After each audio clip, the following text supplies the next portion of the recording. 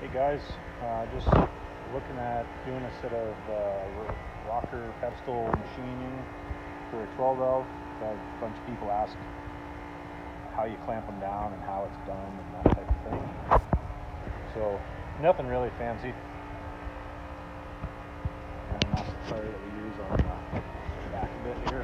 There's the mill, all its glory. Should probably clean it, it's kind of dirty.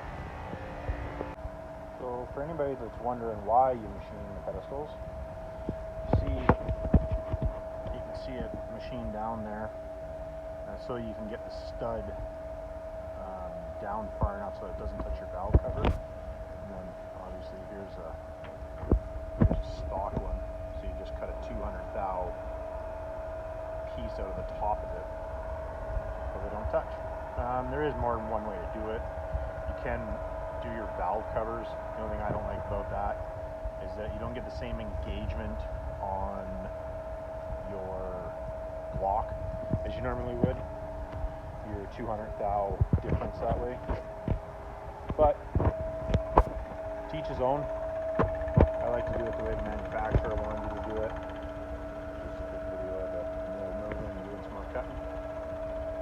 And I'll have a little short video here.